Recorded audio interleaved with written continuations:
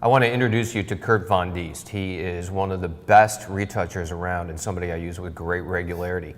While it's really important that you actually do a lot of your own retouching so that you know how to speak the language, at a certain point you might start turning your retouching over. Having a good retoucher is important for several reasons. One, if you're busy on to the next shoot, you've got other stuff that's going on. This is somebody who's really concentrating on the work at hand, the task at hand. They understand color, they understand composition, and truly somebody like Kurt is shoot insurance. In fact, you've saved me on a couple of jobs, one in particular that was really a problem. And Kurt has such an incredible ability to work things in post that it actually has saved the job. Please keep in mind that much of the Photoshop work that we're going to be doing in this particular tutorial is on the simplistic side. We're going to be cleaning things up, we're going to be doing some focus stacking, a little bit of compositing, and some color work. This is not outrageously wild retouching by any stretch of the imagination, but it's an incredibly important part of the process and something you need to pay great attention to. So I've got my retouching document, and keep in mind this is something that I create as I'm shooting. So I don't want to go back at the job later and try to figure out why did I get all these captures and why did I mark them, what are they for? I really try to do that while I'm actually shooting, because that way the information is fresh. Then when I come back to it and I turn it over to Kurt, he can go through this systematically, which we've already done, and he knows what I need to do. This is a big help for you, right? It is, and it's invaluable because since I wasn't on the photo shoot, I don't know the conversation that you had and the problems that you were trying to solve on the photo shoot. And so without the document, I'm kind of lost of just what was this subtle difference shot for? Was it for this leaf or some other leaf? And having this document, I know exactly what the photographer was intending and I can just execute it, and it saves rounds of revision. Not all photographers do this. No, they do not. Sometimes I have to just find what works out of everything. Every photographer shoots a little differently, but I prefer when it's more organized for sure. So do this. It will not only help you, it'll help your retoucher, and it'll help the communication process between the two of you. It'll make it go a lot smoother. So with that, I'm going to turn this over to you. I'm going to take leave. Great. Thanks, Rob. Right, thank you.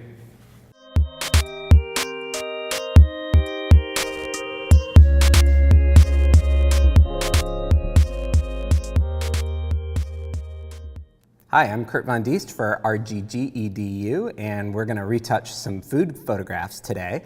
I have my handy-dandy list of everything that Rob captured on set with his direction for me of which pieces he's intending for me to combine, where things need to be combined, and problems that we need to solve that they were not able to solve on set. So we're working in Capture One today. This is a raw processing program that is definitely my preference. You may use Adobe Camera Raw as a plugin to Photoshop or Lightroom. Capture One, they do basically the same thing, allow you to adjust exposure and color temperature to your files and also preview your files, but my preference is Capture One mainly because of the way it renders color, particularly flesh tones. We're not dealing with any of that today since this is food, but still. So looking through our images here, I'm thinking about what are the things that I'm going to do to these pictures to perfect them in Photoshop. And our goal here is to do just a little bit of perfecting. This is an easy approach to retouching. We're not going to do anything really in-depth and complicated. This is all stuff that I'll give you the directions and you can follow along and do it yourself. Our goal here is not to do anything Photoshop heavy. I'm not trying to completely transform these images. My goal is just to give them that little extra, that 5% boost to a more commercial output. So we're going to be adjusting color, we're going to be burning and dodging. We are going to do some composite for different exposures. On some pictures, Rob added a fill card and that looks good on one leaf but not on another leaf. So we have some options like that. On some pictures, there are some more in-depth things, problems that we need to solve, and we'll get into those as we work on those individual pictures.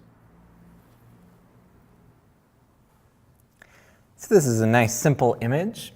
I know he is planning to crop this image where the darkness of the background is cropped out, but as my method of working. I'm not going to crop it. We can always crop it later. So I am going to process this, bring it into Photoshop, and just add just a little bit of finishing touch to this.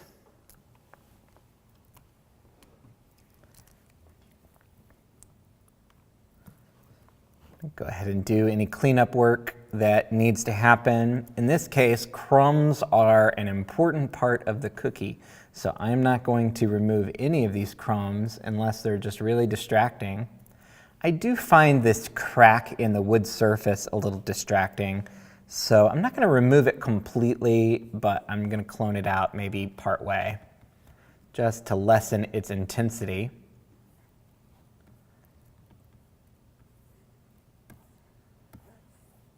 But overall, this is a very clean image, and I don't see much of anything that needs to be cloned. Yay! What a relief. So I'm just going to go ahead and add a little contrast and see what kind of drama and feeling I can give to this image. This, in case like this, the image is really solid, and it doesn't need a whole lot. It doesn't need a big punch of color. It doesn't need a lot of drama added. So here I'm seeking to just add that little bit of refinement. It's the extra 2%.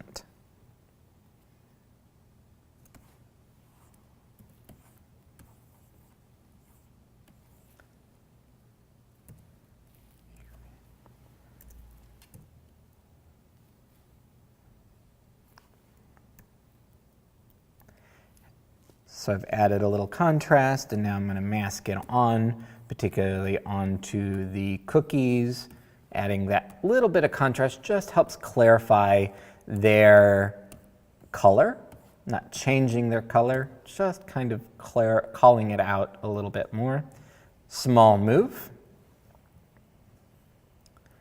Definitely going to look at adding a bit of vignette.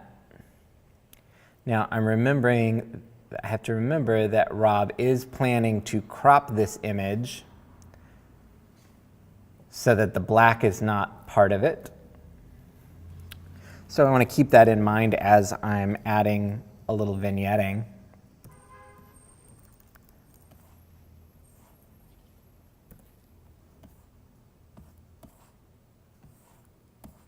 This happen most of the foreground and just tease it into the corners of the image that will be visible after the crop. Just helps keep our eye anchored in these cookies. The tabletop at the extreme front is feeling a little cold to me. The cookies feel nice and warm because they are warm, but this has a slight cool tone to it compared to back here at the back of the tabletop. Look at just adding a bit of yellow and a bit of red with my color balance and masking that in just to the foreground.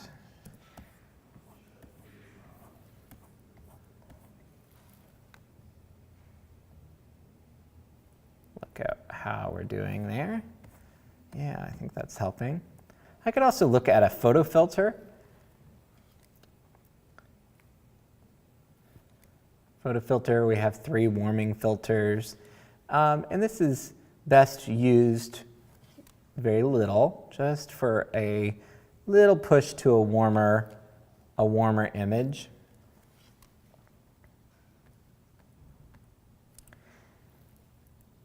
Generally speaking, this is not my favorite color adjustment available in Photoshop, but it's just so darn easy for just a slight shift to warmer. But that's about all I would use it for.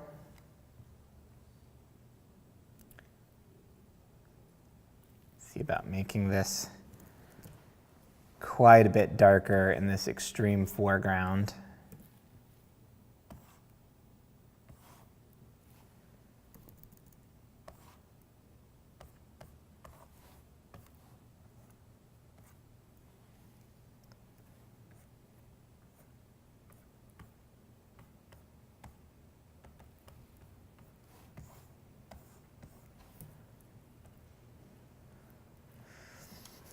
And I'm going to hide my adjustment layers and Command Option Shift E.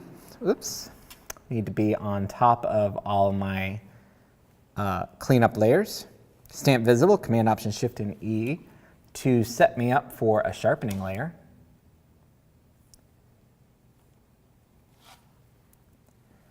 And definitely don't need a lot of sharpening here, but particularly along the highlights in this old, well-used cookie cooling tray. I think a little sharpening will help all of that just sparkle and pop. 2040 seems to be a good amount for this.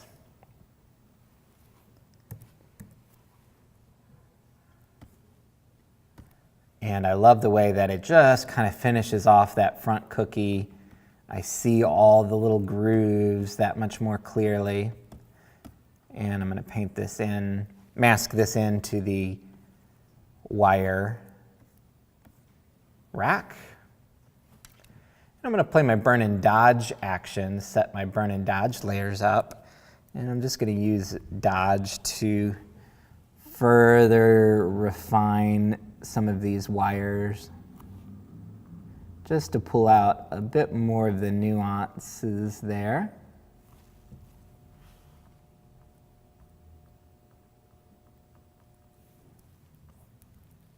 Particularly where the highlights kind of get lost as they go into shadow. Pull that out just a little bit. We don't need much.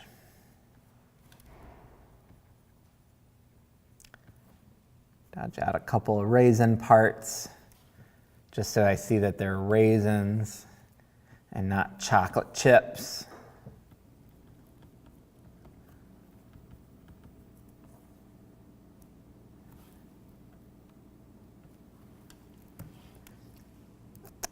Notice this one little hole between the wires is a little distracting to my eye. So as a refinement, I'm going to tone that down just a little bit. And there's one little white one over here that was catching my eye.